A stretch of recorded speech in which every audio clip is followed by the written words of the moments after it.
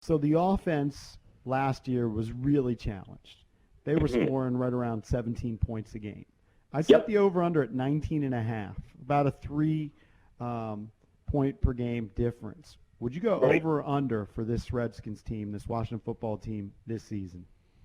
Okay, I'm going to go over that number for the whole season, but I think it's going to be slightly over, and I think it's going to take us a little while to build up to that. Kind of like last year, how Dwayne Haskins got a lot better with more experience and more reps and more play. If he can stay healthy, I don't think he's going to be as ugly early on in the season, and therefore the offense as ugly in the season as it was in Minnesota last year, Buffalo, the Jets. Excuse me, when he was really unprepared and really not ready to go. I don't know if it will just hum along at 28, 30 points or whatever it was down the stretch, Giants, Philadelphia, that type of thing. But I think it'll be somewhere in the 21, 22 range, right below the league average, but much better than they were last year. And I'm going to go over your number, JP, but I think it'll take us a little while to get there. I think they'll struggle out of the gate against Philadelphia, maybe score 17 points, somewhere in that range. 12 days from now, which sounds weird to say, but I think it'll eventually get better as they get more cohesion. They get Gandy Golden involved. He's hurt right now. Antonio Gibson is the wild card, and my guy J.D. McKissic is a big part of this offense, Yeah, you've been high on him. What do you expect from the backfield? I know we've talked to you about it in the past, but now we're, several weeks into training camp. Assume Adrian Peterson is going to be the lead back in week 1. Who do you think is going to be the lead back, though, at the end of the season? So it's interesting because I don't remember if I said this with you guys the last time I was on. The way it was looking was AP, and then Bryce Love was the guy that they really wanted to kind of focus and feature. But Ron's kind of used this word, plateau, not specifically with Bryce Love, but maybe with Bryce Love and Alex Smith and Reuben Foster, and it looks like Bryce Love has really kind of hit that medical plateau where, he's kind of struggling to get to that next phase, and maybe he'll get there. But for right now, every bit of evidence that we've seen is, AP likely opens up, week 1 against the Eagles as the main guy, but there's going to be a ton of Antonio Gibson and a lot of J.D. McKissic.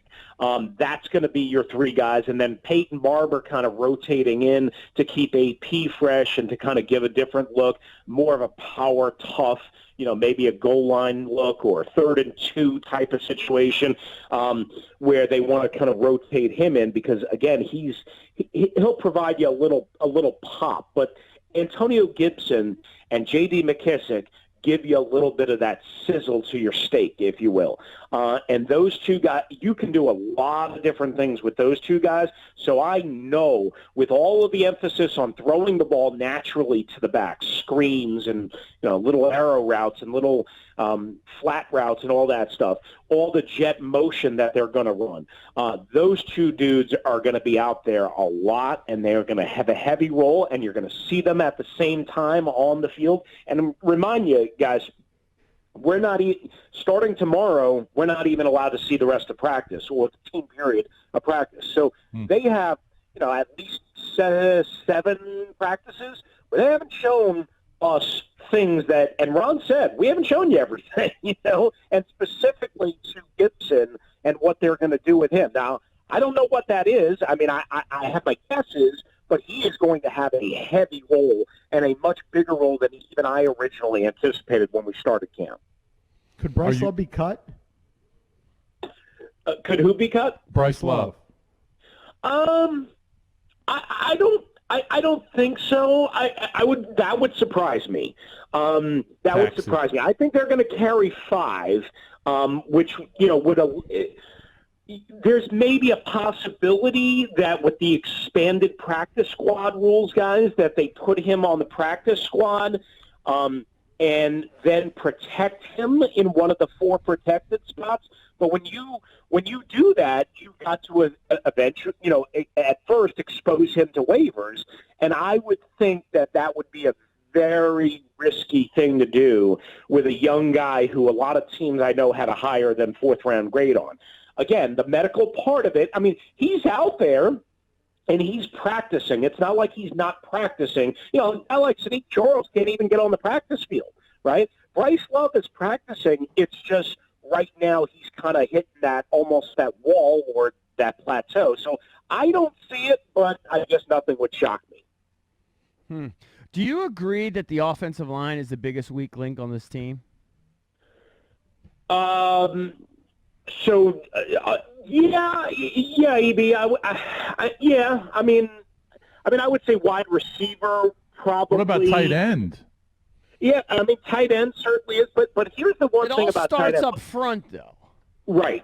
All right. So let's take this piece by piece, right? Tight end, I think I'm a little higher on right now than I was at the beginning of camp because of the emergence of guys like Marcus Baugh, and then of what I see in practice, Logan Thomas and Dwayne Haskins in the red zone. So I'll leave it at that. I'm not saying it's going to be a great group, but I think it'll be better than maybe I was anticipating at the beginning of camp. Wide receiver, I think Dontrell Inman, and I think the continued evolution, as long as they don't lose McLaurin, I think is going to be okay. I don't think it's going to be anything special.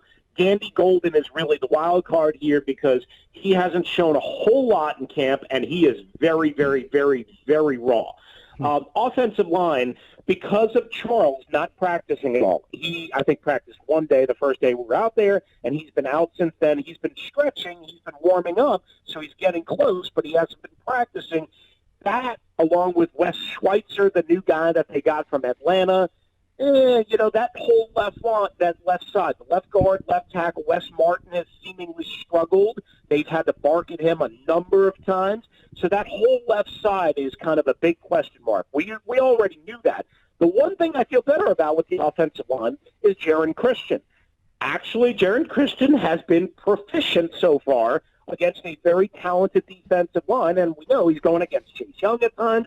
We know he's going against Kerrigan at times. We know he's going against Ryan Anderson, Montez Sweat. I'm not saying he's lights out all-world Trent Williams, but at least he hasn't looked terrible, and he's getting better and better, which is what he should do. We all knew he was raw coming out of Louisville, and they gambled a bit with that third-round pick. My big fear is what happens on the right side, which they think is their strength. What happens when Brandon Sheriff inevitably gets hurt? What happens when Morgan Moses is all sorts of banged up like he is pretty much every year and can't gut through everything? That's where I worry. Well, we were talking about this Riley Reif, who's a veteran out of Iowa, Big Ten left tackle, played for Minnesota. He may be cut. He may be someone that the Skins can look at. I know there's a big cap number there, but they might look at a veteran like they did with Donald Penn. Yeah, and if he's cut, then you don't have to worry about the cap number, right? So right. So that's the thing. I mean, I don't think you're talking about a trade for him because then you have to absorb either the contract or negotiate out a term where where the trading team obviously takes part of it. But if he's let go, then yeah, certainly you go, and that's going to happen too. I mean, we have to remember the cut down to 53 on at 4:00 on Eastern on Saturday.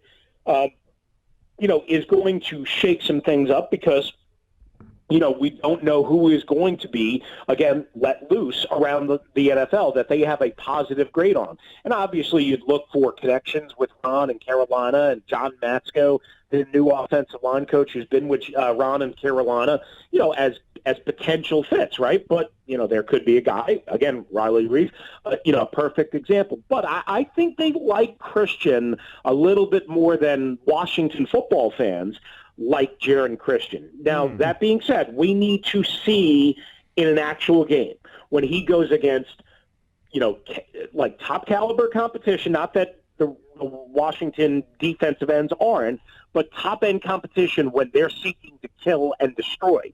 That's what we need to see before we all go, oh, Jaron Christian's here.